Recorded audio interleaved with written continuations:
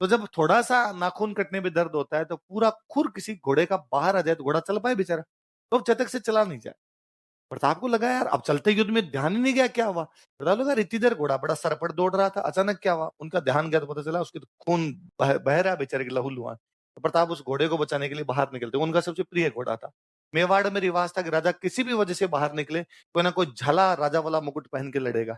सादड़ी के झाला लड़ते, सादड़ी का झाला था अज्जा। कौन था? जो सांगा की जगह लड़ा था। इस बार जब प्रताप चैतक को बचाने के लिए बाहर निकले, इस बार जो झाला था उसका नाम था बिद्दा। क्या नाम था? वो प्रताप वाला मुकुट पहनता, या उसी का एक नाम और है झालामान। क्या नाम है? दोनों नाम उसी के मिलते हैं हमें, या तो उसको झाला बिद्दा बोल दो या क्या बोल दो। कहते हैं झालाओं की 7 पीढ़ियां ऐसे मेवाड़ वालों के लिए और काम आई थी कि मेवाड़ का राजा किसी भी वजह से बाहर गया तो कोई ना कोई झाला मुकुट पहन के और राजा वाली जगह पे लड़ा है। प्रताप बाहर गए तो कौन लड़ा? अच्छा, प्रताप बाहर क्यों गए? देखो, चैतक के घायल होने के कारण। अच्छा, जैसे ही प्रताप बाहर निकला, इधर मान सिंह और समझ में आ गया कि यार पार पड़ेगी नहीं।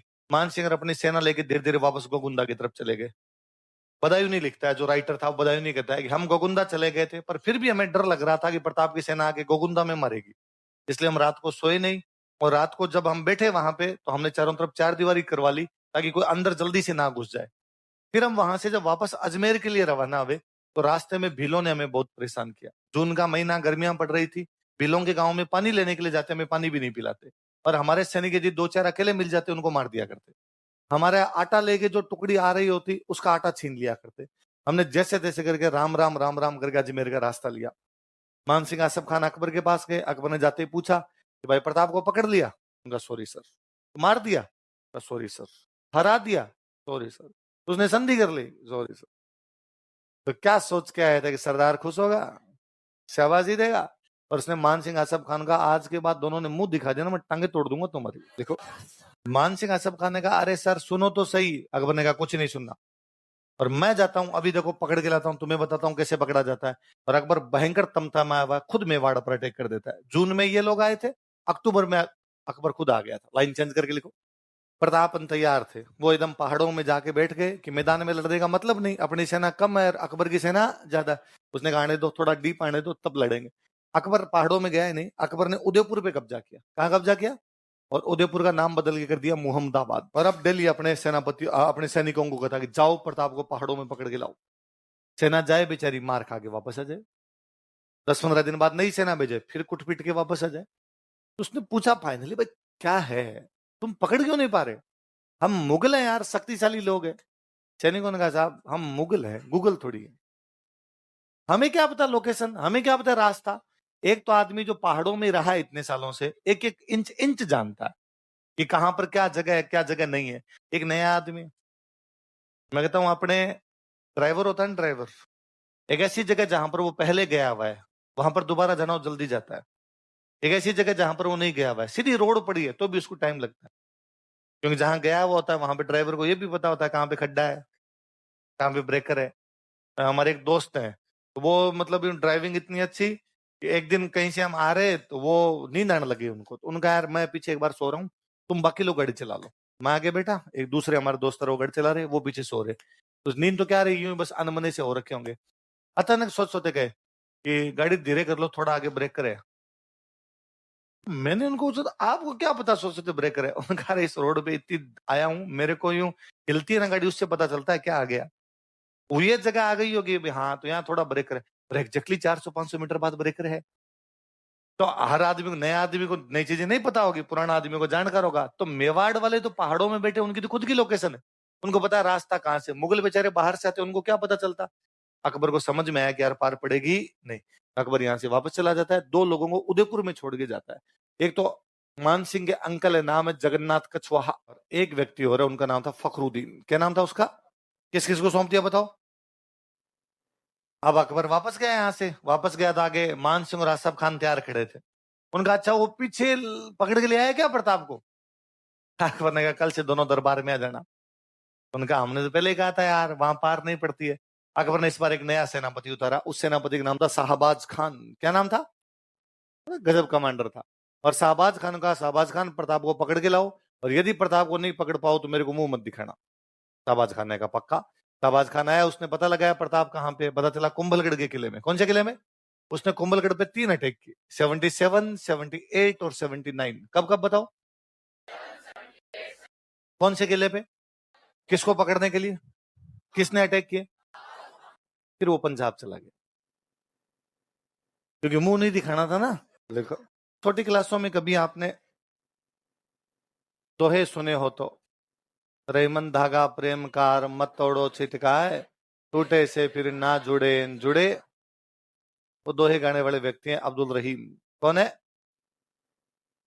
इस बार अकबर ने रहीम जी को सेनापति बना के भेजा कि रहीम जी आप जाओ और आप जाके पकड़ के लाओ प्रताप को। रहीम जी ने कहा यार मैं प्रेम के दो ही लिखने वाला आदमी, कहां तलवार वलवार चलवाओगे तुम, कि नहीं जाओ। रहीम जी हालांकि बहुत अच्छे योद्धा हुए, बड़े गजब के योद्धा थे, कई युद्ध लड़े थे रहीम जी ने। पर रहीम जी का महाराणा प्रताप के प्रति थोड़ा सॉफ्ट कॉर्नर था। उनको लगता था यार संधि मतलब दोस्ती, दोस्ती किससे होती है? जो करना चाहता है। ये थोड़ी है किसी से जबरदस्ती करो मेरे से दोस्ती कर। यदि महाराणा प्रताप नहीं करना चाहता संधि मुगलों से, तो फिर किस बात की जबरदस्ती है? प्रताप अपना रहे, मुगल अपने रहे। जो करना चाहेगा, हमारे अम्ब्रेला में आना चाहता है, हमारे साथ जुड़ना चाहता है, वो आ जाए, नहीं जुड़ना चाहता अलग रहे। और अकबर ने भेज दिया, बादशाह की आज्ञा तो कैसे टाले।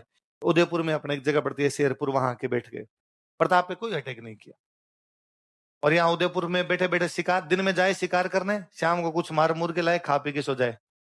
और अकबर को मैसेज कर दे 10 एक दिन के अंदर कि प्रताप को पकड़ने के लिए गए थे, थोड़ा सा बच गया बाल बाल, इस बार पकड़ ले। अकबर उधर से वापस रिप्लाई करे, कीप इट अप ब्रो, लगे रहो। अच्छा, अकबर ये तो कह नहीं सकता ना भाई क्यों नहीं पकड़ पाए, कि कल को अकबर ये कदे क्यों नहीं पकड़ पाए, तो रहीम जी वापस पूछ ले, मान सिंह, आसफ खान, तू खुद और शाहबाज खान चारों मिलके बता दो कैसे पकड़ना है, तुम भी तो आए थे। तो अकबर क्या कहता, अरे वेरी गुड वेल ट्राई, लगे रहो अपने तो। अब एक दिन रहीम जी शिकार करने के लिए गए हुए, दिन में प्रताप का बेटा है अमर सिंह, अमर सिंह को घूमता घूमता उधर चला गया जिधर मुगलों के कैंप थे। उसने देखा कि मुगलों के कैंप में कोई दिख ही नहीं रहा, तो उसको लगा मुगल कैंप छोड़ के चले गए यहाँ से। वो पास में गया, जाके आवाज लगाई, भाई रहीम जी, रहीम जी। अंदर से महिलाओं की आवाज है कि भाई रहीम जी तो बाहर गए हुए। उसने कहा घर पे कोई भी पुरुष हो उसको भेजो, मुझे बातचीत करनी। उन्होंने कहा भाई घर पे कोई पुरुष नहीं, सब शिकार के लिए गए, आप शाम को आके बातचीत करना। उसने कहा सच्ची, तुम बाहर आ जाओ तो सारी।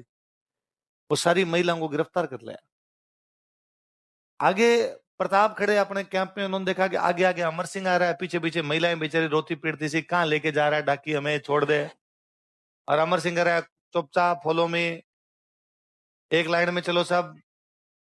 प्रताप ने पूछा अरे है कौन, क्या क्या लेके है, ये क्या है? उसने कहा ये मैं देख लूंगा आप मेरे हिसाब से। अरे पहले बता तो सही कौन है। क्यों, रहीम जी है ना? कि हाँ। तो शिकार करने गए थे, तो मैं कर लाया आज। और प्रताप को बता दिला, प्रताप ने कहा नहीं अमर सिंह ये गलत है।